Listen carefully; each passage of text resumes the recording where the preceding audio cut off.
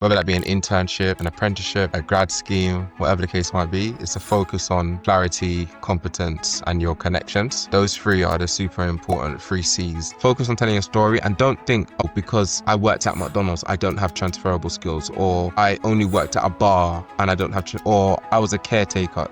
Of course you do. You know, you could be the most skilled person and you could have all the skills for the role and be perfect for the role, but if they don't like you, they're not going to hire you, right? I didn't answer any of the questions that she started to ask me. I was just saying, like, you know, I love fashion. Like, I'm going to come into this job and do amazing. I was so not prepared, bro. This is Dominic Hay. Dominic is a popular online figure who shares insight on building your career. He is also the co-founder of Career Guard, a platform built to help employers find, screen, and hire talent, and to promote skills-based hiring. In this episode, we discuss various techniques on securing your next job, and we also dive right in to Dominic's journey as a consultant and founder. If you've been enjoying these episodes, make sure to like the video and subscribe to this channel. Let's get right into the episode. Hello and welcome to the Tech Certified podcast. Today we have another special guest, Dominic. How are you doing today, Dominic? I'm well, thank you. Thanks for inviting me to join your podcast, Caleb. I really appreciate it. Amazing. Thanks so much for being on. Super excited to speak to you about this topic. And the question I wanted to start off with is this question. I mean, there's so many people in their early careers trying to get into their first roles or, you know, start their careers basically. And the big question I wanted to ask to start this off is, what should early careers professionals be doing to get ahead of the crowd? That's a really good question, and one that I get asked quite often. So what I always recommend is that you focus on a framework, and that framework, when I'm speaking to early careers professionals and those that are, you know, trying to get their foot into the door, whether that be an internship, an apprenticeship, a grad scheme, whatever the case might be, it's a focus on clarity, competence, and your connections. Those three are the super important three C's that I would always recommend. Now, that's simply because with clarity, you're clear and you can understand like what you actually want, the type of career that you're interested in, and the type of like role that would make sense for you, and not to just click apply just because they're on a job board, but to pick industries and roles which match your skills and your curiosity. Of course, you don't need to know everything about, you know, the job, but you need to have some sort of interest and curiosity because you're going to be spending 40 to 60 hours, maybe, you know, a week with that company and with people who you would have just met. So you need to ensure that you're clear on the industry to some extent. The next one is competence. And the reason why I say competence is important is because you have to build those soft skills and those technical skills. But your soft skills are super important because, once again, being able to communicate effectively, be a good listener, have empathy, problem solving skills, leadership skills will be important more than talking about, you know, your technical skills in the early days, because most employers will be aware there's a lot that you need to learn in your industry if you are fresh out of uni or if you come from a non-traditional background. So competence is important, but I would say focus on brushing up on those soft skills. They're super important. And the next one is connections. Now, there's a lot of connections that got me through the door, and what I would recommend is you start focusing on building relationships, because there are opportunities that are in the job market which are hidden. I make a lot of content on this on my TikTok actually and on LinkedIn, that there's a hidden job market. So it's important that as part of the third C is that you understand that you're going to have to go out there, meet people, sign up to, you know, career insight days and workshops that many organizations promote, and also like organizations and CICs and limited companies like Career Guard that we promote. So don't just click apply on job boards. Go to like events, networking functions, build relationships, ask for like a virtual coffee with someone, get seen, and explain like your interests of why you want to break through in a certain career. Amazing. I love that framework and that breakdown. And that's something that members of our audience looking to start their careers or who are early in their careers can really use to go about that, you know, clarity, competency, and connections. Amazing. Yes. Amazing. Okay, let's get into some of the top mistakes that people are making in their job search. What would you say are those mistakes? Wow. There's a few, right? So straight off the top of my head, that applying blindly and out of desperation, just sending out CVs. It's like a scattergun, just trying to get as many CVs in front of people. Like, I get it. Like, I've been there before where you think volume, volume, volume, volume. And to some extent, volume is a part of the game.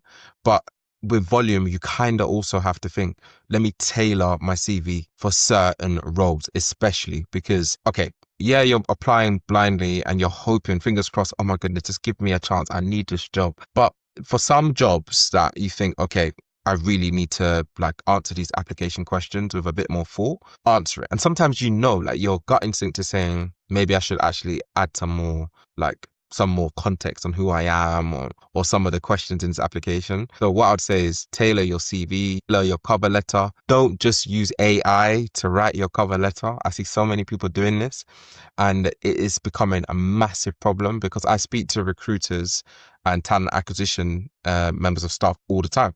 And they say they can tell when a CV has been written or polished or a cover letter is just polished with ChatGPT or Claude or Gemini. They can tell. It sounds so robotic. So what I'd say is don't apply blind. Don't just rely on AI and don't just rely as well on like job boards because referrals and like your network can be way more powerful. So don't just do that. And then the third thing I would say is like, I think it's important that you share like your story, like your why. And you can do this really good at career fairs, insight days, and if you get a chance to meet recruiters and hiring teams so they can actually understand more about who you are, what you might do outside of work, your transferable skills. So focus on telling your story and don't think, oh, because I worked at McDonald's, I don't have transferable skills, or I only worked at a bar and I don't have, or I was a caretaker. Of course you do. If you're a caretaker, you've got empathy. If you did door-to-door sales like me when I couldn't get a job, you have resilience. Now, I was knocking on doors, trying to convert people from N-Power to British Gas for like £40. Sorry, other way around. I was trying to convert people from British Gas to N-Power for £40 per sale. And I remember when it was raining one day and I was doing this, I was like, oh my goodness, like what is this like teaching me? And then as soon as I started to get into a corporate role, I realized that I got really resilient because I was receiving feedback from like senior leaders, general counsels, and they were guiding me on my work. But instead of like crying or breaking down from the feedback, I was like, oh, this is really good. This is a good lesson learned. And I became really thick-skinned. So what I would say is have your story and own it and don't play down like any odd jobs you've done just to get by. We all have a story. So in your job search, just to summarize, what I'd say is don't apply blind. Don't rely too much on AI. Don't rely on too much on job boards and share your story. Really interesting. And I'm quite interested in, that point where you talk about sharing your story. How does one do this? Is it within the CV, the cover letter, within the LinkedIn profile? How do you go about sharing your story? Okay. So there's a few different opportunities you get where you can tell your story. It depends on the stage you're at in maybe an interview process or an assessment process. I know that there's some organizations that have like assessment centers where you work in groups and stuff like that. Or you get a chance to tell me about yourself. But what I would say is, yes, at a stage where you're asked, tell me about yourself, you can talk a little bit about your story, but really and truly, they want to hear about your skills, your soft skills and who you are. And if your early careers, if that's the focus still, they want to hear more about like your projects, your coursework, your dissertation, what you've done at uni and maybe experience that you built over the past few years while you were at university or doing internships. So it really depends on the stage you're at. So I can't give you a like one size fits all, but what I would say is try to make like judgment calls on when's the appropriate time to give like that more information about yourself, because they're a narrative which, you can, it's essentially like talk about even in like a few bullet points in your cover letter. So there's many different times where you can talk about your story, but it really depends on the stage you're at. Amazing. So Dominic, you talk to recruiters, people trying to get jobs, you help people get into industries, all of that stuff. And you're the perfect person to ask this question. What are some unique application techniques that can help people get roles? Things that not everyone knows about or not everyone is doing. Really good question. So I've seen a few different people do different things, right? Because I've seen people like do things like focus on like value first type applications. I've seen that more so recently, where they try to stand out by providing like a 60-second video of themselves explaining who they are and why they're the right fit. I've seen that work for someone. I've seen someone who I helped place at a massive financial services company go to a career insight day, meet the head of talent acquisition, take their details, but then during the day, like they were being super friendly, so they ended up buying them like a coffee. They asked, could I take you for a coffee, and bought them a Pret coffee. And that, I guess that gesture was just so kind that that person ended up having time for them. I've seen stories online of this guy trying to, for example, break into, is it Strava, that running app? And he jogged and literally wrote hire me, which is insane, right? And it's a story. I've seen people do billboards and stuff, but listen, there are some crazy ways that people can like, you know, essentially get themselves, you know, through a typical standard application tracking system by doing just creative things. And these creative things can stand out and work in your favor, but you have to be very careful what you do. At the Career Guard, we built our actual software to help candidates tell more about themselves. So we've got a feature called Skill Snaps. So when you create a profile, as an example, you can list your profile, all the information that's standard, like your education, work experience, you can upload a CV. But on the other side, it's called Skill Snaps, which allows you to answer questions about projects you've built, work you've done, and you can showcase these in video and image and audio, because LinkedIn is great, but it's quite limited in certain things you can do. But what I'd say is if you are applying, especially in like a marketing role, like UX, UI, graphic design, software type role, definitely showcase like your GitHub, if you're a software engineer, like projects you've built. If you're a graphic designer or a UX designer, send someone a link to your Figma, you know, of work that you've built, or use tools like Skill Snaps. Shameless plug, I'm going to plug my business, but use our tool, which allow you to showcase more about yourself. You can show, for example, that you're a creative person or you're a lifelong learner because you taught yourself how to play the guitar through someone's YouTube channel that was teaching guitar. That shows you're curious and you're a lifelong learner. But you can't say on paper, that's not really great. Oh, I'm a lifelong learner. It better you actually show someone that by showing, look, I went and learned how to play the guitar completely outside of my day-to-day job. Here's a picture or here's a video of me playing the guitar. So what I'd say is video introductions, just to summarize, you might think they're cringy, but they're not, right? A warm introduction from someone else who you might know who works at that company, nothing beats that. And using, you know, tools like what we've built, which helps the candidate experience and helps you show beyond the CV. Amazing. So we've helped the candidate to understand the mistakes, find some application techniques, and now they've finally got to the interview stage. So what are 3 tips that you'd give to a candidate of how they can go through the interview successfully? There doesn't have to be 3, any amount of tips that you have of how a candidate can go through an interview successfully and secure that role. Really good question. And I actually just made a video on TikTok about this. So I'm 100% going to talk about the STAR technique. But before we talk about the STAR technique, what I would say is focus on this framework, one that I use. And it's essentially preparing yourself, okay, which is doing that research that you need to do of the company and the opportunity.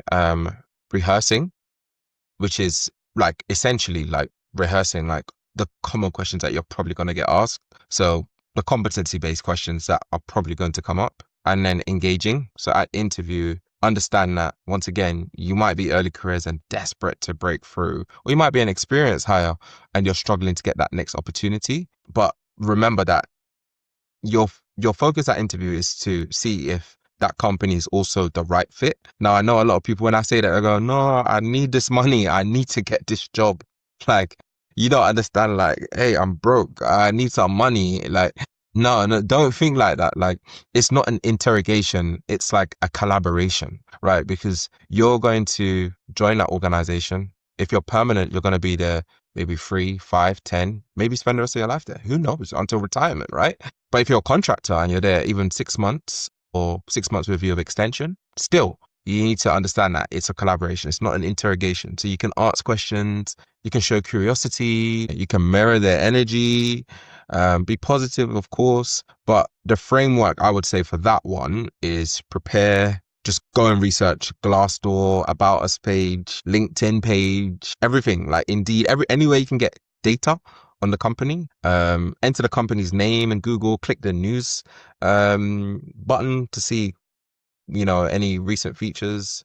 Rehearse, of course. Use the STAR technique at home with your family, with your mom, your sister, your brother, your wife, your girlfriend, whatever. Look in front of the mirror, and rehearse what you're going to say, so you know that you can speak confidently and concisely, and still be very persuasive, right, when you actually have that interview.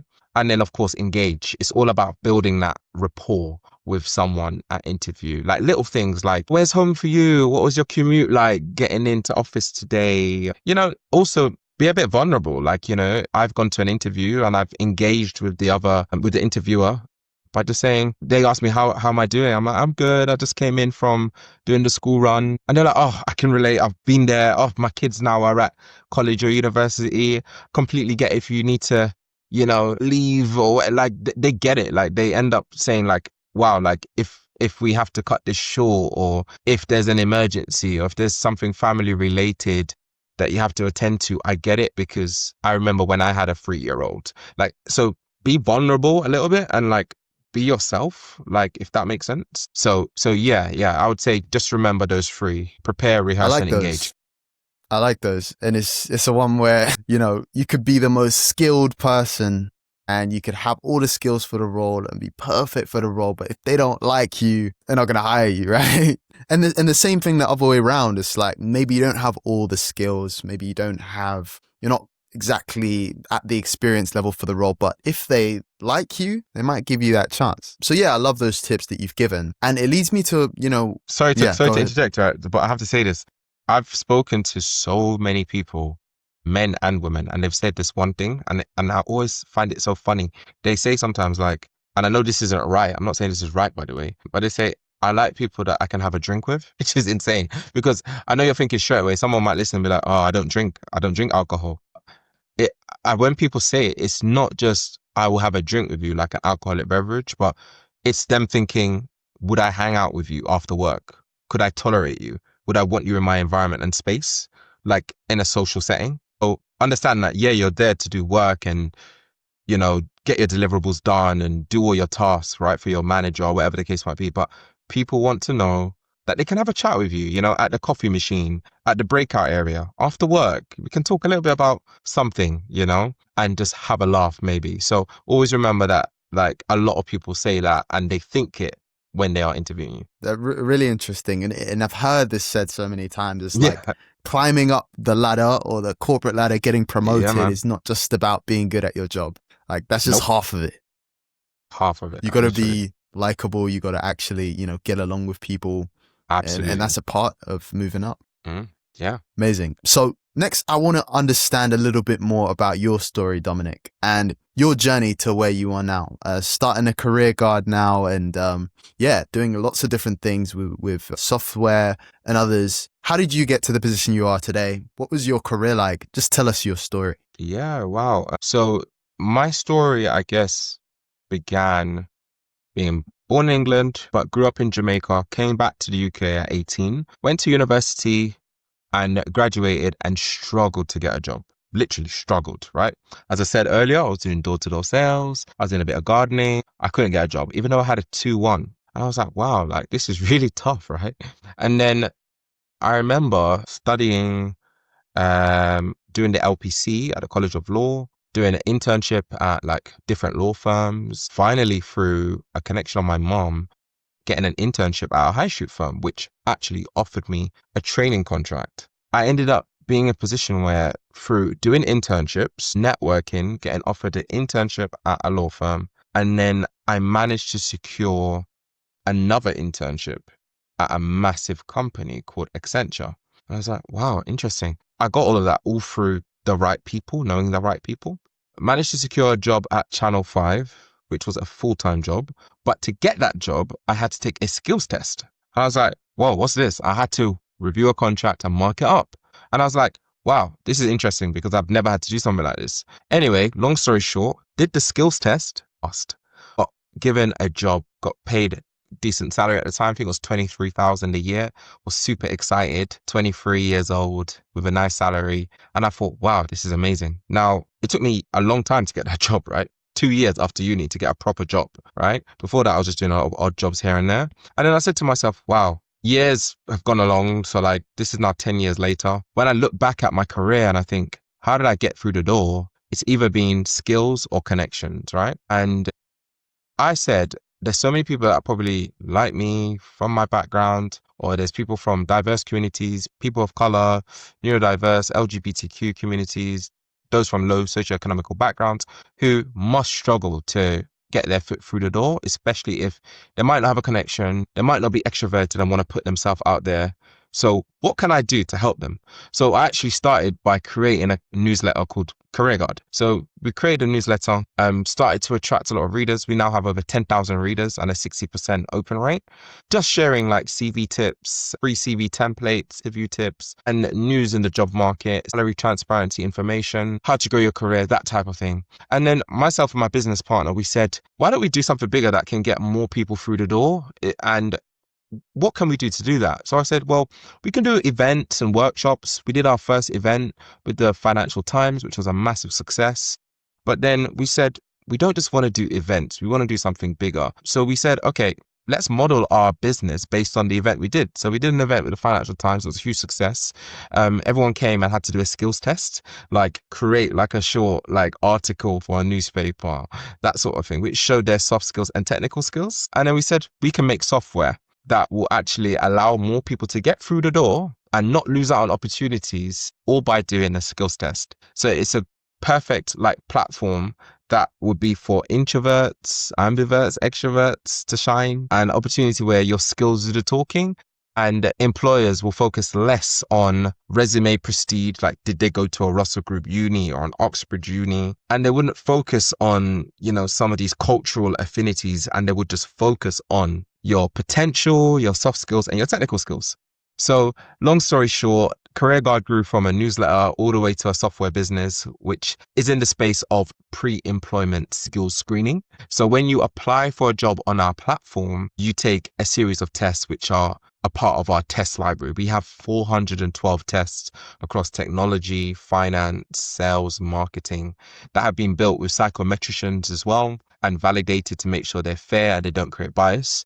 And you apply for a job and you take a skills test. And then we also have our next solution, which is for early careers, Skill Snaps, which allows you to apply with your portfolio of work and you answer into soft skills and technical skill questions by demonstrating like why you're a lifelong learner because I taught myself to play the guitar, or why you're curious because I did this, or why you have empathy because you volunteer for this charity, da da da da. So that's what we built. So we built this software because essentially we just knew so many people are missing out on opportunities, not because they're not capable, but simply because they might not know the rules of the game.